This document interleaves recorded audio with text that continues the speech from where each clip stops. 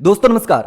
दोस्तों भिलवाड़ा में petrol pump पर बवाल करने वाले एसडीएम साहब के सस्पेंड होने का सभी इंतजार कर रहे थे, तो आखिरकार एसडीएम साहब के सस्पेंशन का ऑर्डर आ चुका है। राजस्थान सरकार ने और विभाग ने एसडीएम साहब को सस्पेंड कर दिया गया है। इससे पहले भी एसडीएम साहब 3 महीने पहले भी जब वो मांडल के एसडीएम थे तब भी सस्पेंड हुए थे, और अब प्रतापगढ़ के एसडीएम है तब भी सस्पेंड हुए हैं। यानी कि इनका सस्पेंड होने का जो सिलसिला है वो लगातार चल रहा है, और विवादों से एसडीएम साहब का पुराना नाता है।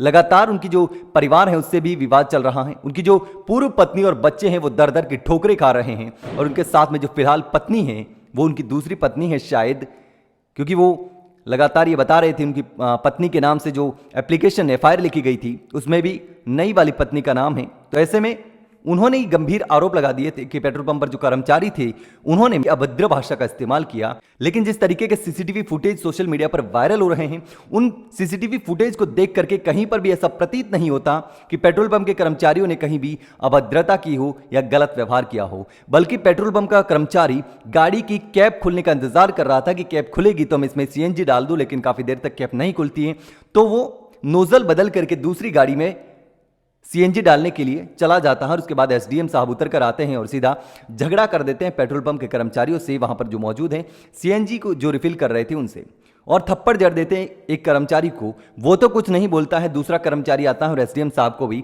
थप्पड़ जड़ देता है। और उसके बाद जो वीडियो वायरल होता है उससे पूरे राजस्थान में बवाल खड़ा हो जाता है।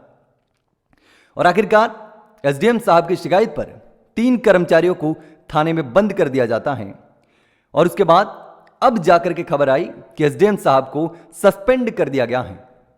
पहले कुछ मीडिया चैनल्स के द्वारा सोशल मीडिया पर जो लेटर वायरल हो रहा था उस लेटर के आधार पर खबरें चलाई जा रही थी कि 3 एसडीएम को सस्पेंड किया है, जिसमें छोटू लाल शर्मा का भी नाम है जो कि प्रतापगढ़ के एसडीएम है। लेकिन वो जो लेटर था वो पुराना था, जुलाई का लेटर था, उसके आधार पर खबरें चलाई जा रही थी जो कि गलत थी। लेकिन अब जो है आखिरकार एसडीएम साहब को सस्पेंड कर दिया गया है पेट्रोल पंप पर जो विवाद हुआ था उस विवाद के बाद में।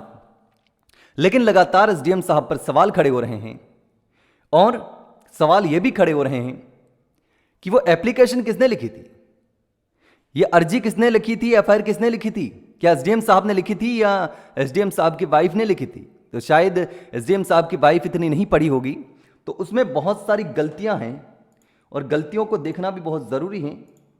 तो गलतियां ऐसी हैं जो शायद आप चौंक जाएंगे देख करके, क्योंकि उसमें दुनिया भर की गलतियां कर रखी हैं। मैं आपको दिखाना चाहूंगा, मेरे पास शायद एप्लीकेशन है, ये एप्लीकेशन है, ये एप्लीकेशन आप देखिए, मैं स्क्रीन पर लगा दूंगा, जिसमें दीपावली गलत लिखा है, दीपावली पे छोटी की मात्रा लगा रखी है। उसके बाद ये मैं गलत लिखा है, मैं डांट तो सीधा ठीक है, पीछे वाली तो पीछे की जगह पीदे लिखा है। उसके बाद देखो चालू मात्रा गलत है। इसके बाद मालिक, मालिक, पेट्रोल की जगह पेट्रोल गलत लिखा है, पेट्रोल की जगह पेट्रोल, पेट्रोल लिखा है, उसमें भी बहुत सारी गलतियां हैं। ये विरुद्ध की जगह विरुद्ध लिखा है। तो इतनी सारी इस एप्लीकेशन में गलती हैं जो एप्लीकेशन लिखी गई हैं, तो सवाल तो खड़े हो रहे हैं कि आखिर ये एप्लीकेशन किसने लिखी, ये एसडीएम ने लिखी या फिर एसडीएम की धर्मपत्नी जी ने लिखी है।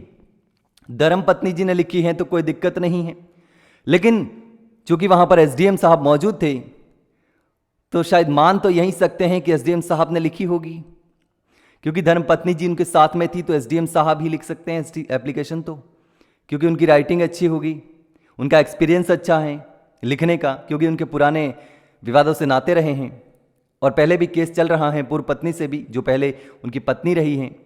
शायद वो अभी क्या सीन चल रहा है हमें नहीं पता, लेकिन केस चल रहा है और ऐसा बताया जा रहा है कि वो परिवार दर दर की ठोकरें खा रहा है। और अब इस तरीके की एप्लीकेशन सामने आ रही हैं, तो जांच की मांग तो मांगते हैं कि जांच होनी चाहिए। लेकिन अब ये सारी चीज़ें अलग हैं, लेकिन एसडीएम साहब को सस्पेंड कर दिया गया है दूसरी बार, हो सकता है तीसरी बार हो, मैंने हिस्ट्री नहीं खंगाली, लेकिन जो चीज़ें एकदम से सामने आ रही हैं, सोशल मीडिया पे सीधी चल रही हैं, उन चीज़ों पर मैं बात कर रहा हूं। एक तो ये एप्लीकेशन जो सबसे ज़्यादा वायरल हो रही हैं कि इतनी सारी गलतियां एप्लीकेशन में किसने कर दी, किसने ये एप्लीकेशन लिखी होगी। एसडीएम साहब ने नहीं लिखी तो कोई दिक्कत नहीं है, गलतियां हो सकती हैं, लेकिन एसडीएम साहब ने लिखी हैं तो फिर जांच का विषय बनता है। एफआईआर जो है, पुरानी जो एफआईआर है वो मैं आपको दिखाना चाहूँगा। उनकी जो पहले जो एफआईआर करवाई गई थी, ये एफआईआर है जो कि उनकी पूर्व पत्नी ने करवाई गई थी। आप देख सकते हैं किस तरीके से उनका कोई पारिवारिक मामला है, तो पारिवारिक मामले में हम नहीं पढ़ेंगे, लेकिन ये एफआईआर है, ये पुरानी एफआईआर है जिसके आधार पर ये सारी चीज़ें चली थी। और अब जो है फाइनली जो है वो चीज़ें सामने आ गई जिन चीज़ों को लेकर के लगातार हम इंतज़ार कर रहे थे कि कब एसडीएम साहब सस्पेंड होंगे, तो सस्पेंड हो गए।